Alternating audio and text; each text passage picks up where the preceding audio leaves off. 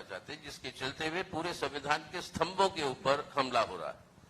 आपको धर्मनिरपेक्षता के ऊपर, जनतंत्र के ऊपर, आर्थिक स्वाभिमान के ऊपर, सामाजिक न्याय के ऊपर और फेडरलिज्म संघवाद के ऊपर, इसको बचाना है। और इसको बचाव के लिए हम सब इकट्ठा हुए हैं। आने वाले दिनों में राजनीतिक कार्यक्रम होंगे, सामूहिक तरीके से हम चलाएंगे। अब कई सारे जन आंदोलन भी होंगे जो जनता की समस्याओं के ऊपर, जैसे बेरोजगारी, महंगाई और ये बढ़ती हुई बिगड़ती हुई जो व्यवस्था है हमारे देश के नौजवानों की, ऐसे सवालों पर। और राज्यों में ठोस रूप से बातचीत होगी कि किस तरीके से चुनावी तालमेल हो, ताकि हम सबसे ज्यादा से ज्यादा वोटों का बंटवारा का फायदा भाजपा को और सांप्रदायिक ताकतों को ना मिले। ये है मुख्य मकसद जिसके लिए हम सब इकट्ठा है और आगे को मिलते रहेंगे। Thank you. हाँ, बोलिए वाले। मैंने उनको बोले, इसका दोनों बोल लेंगे तुरंत। संक्षेप ही में बोलिए, बहुत लोगों को जाना है। बिल्कुल बिल्कुल बिल्कुल एक तो चली बिल्कुल। तो सबसे पहले तो नीतीश जी को इस मीटिंग के लिए मुबारकबाद, धन्यवाद। नीतीश जी की मेजबानी तो ऐसी थी कि मुझे भी उन्होंने मेहमान बना दिया इस बार, और पहली बार ऑफिशियली हमको एयरपोर्ट में रिसीव किया गया पटना में। मेरे लिए बड़ा सुखद आश्चर्य की बात थी। तो जो मीटिंग थी, इस मीटिंग में हमें लगता है कि एक अच्छी शुरुआत हुई है और हम सब ने ये तय किया, एक तरह से आप कह सकते हैं कि हमारा साझा संकल्प है कि आज हम जिस मोड़ पर है, भारतीय जनता पार्टी, उसका नया नाम मिलना चाहिए भारतीय सत्ता पार्टी। सत्ता छोड़ करके और कुछ नहीं समझती है। मणिपुर जल रहा है 50 दिन से, उसका कुछ नहीं आता जाता है, उसकी अपनी सरकार है, डबल इंजन की वहां सरकार है। तो जब सत्ता के अहंकार से, अत्याचार से पूरा मुल्क परेशान है, वैसे में देश, जनता, संविधान और लोकतंत्र को बचाने के लिए तो हमें लगता है कि साझा संकल्प हमारा है। और शायद जब ममता जी कह रही थी कि पटना से हो, शुरुआत हो तो सफलता तक पहुंचे, तो शायद कहने का मतलब ये था कि बिहार सबसे ज्यादा आंदोलनों का प्रदेश है। तो आने वाला चुनाव बिल्कुल अपने आप एक आंदोलन बन जाए, देश में जन आंदोलन बन जाए। देश को बचाने के लिए हम लोग पूरी तरह इसकी कोशिश करेंगे और ये प्रक्रिया आगे बढ़ेगी और जरूर सफलता की मंजिल तक पहुंचेगी। शुक्रिया। चलिए, हेमंत सोरेन जी, झारखंड के मुख्यमंत्री, कुछ बोल दीजिए, बोलना दीजिए भाई। पत्रकार मित्रों, आज पूरे देश भर से यहाँ पर जिन नेताओं को आप देख रहे हैं, वो नेता कोई परिचय के मोहताज नहीं है। कुल मिला के कहा जाए कि वर्तमान देश की हालात को लेकर आप इस लोकतंत्र के चौथे स्तंभ के रूप में तो हैं, आप भी चर्चा करते हैं, तो वैसे चर्चा हम भी करते हैं।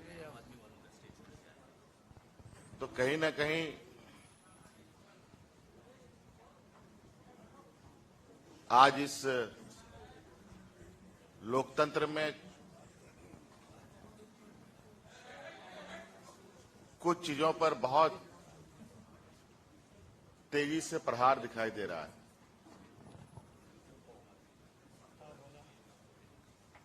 आप सब लोग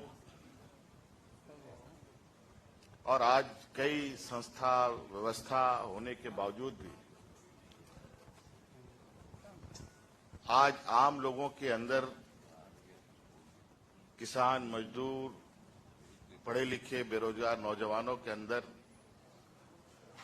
क्या मनस्थिति बन रही है वो आपको पता है।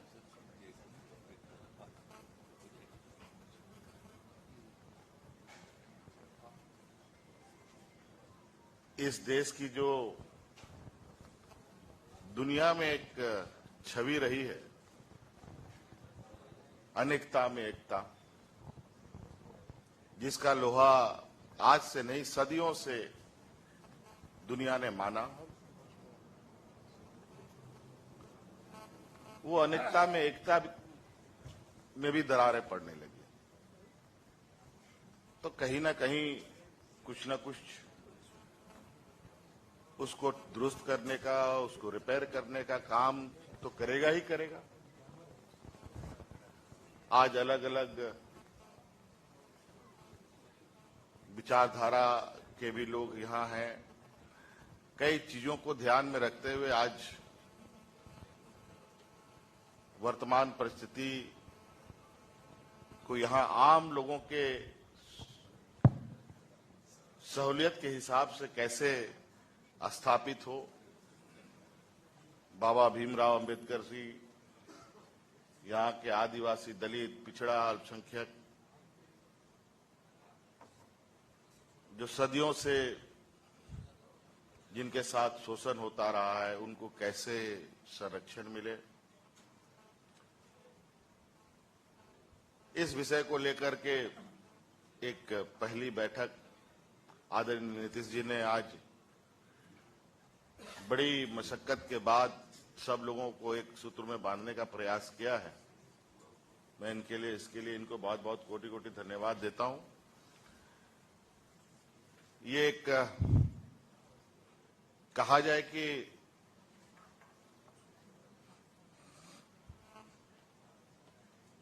ये एक पहली झलक है। ये एक जो नई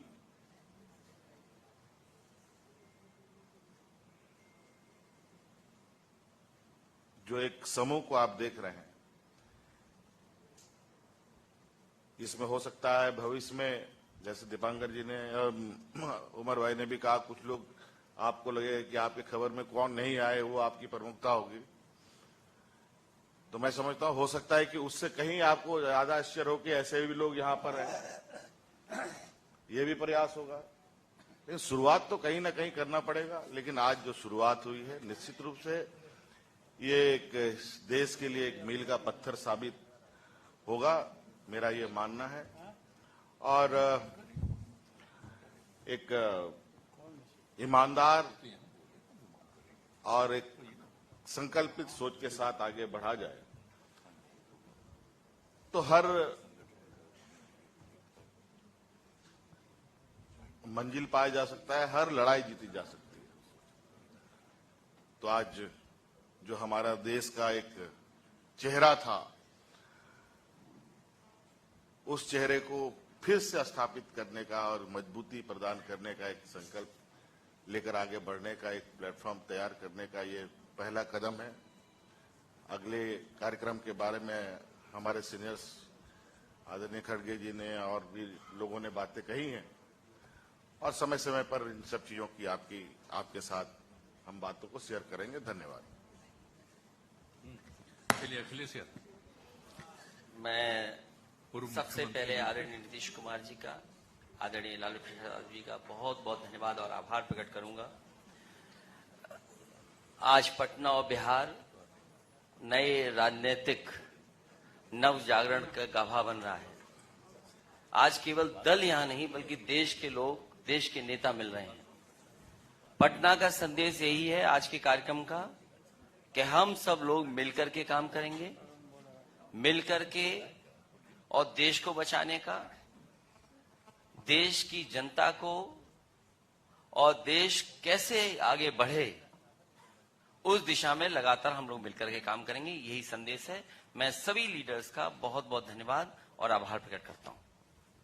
ठीक है, लालू प्रसाद जी बोलेंगे।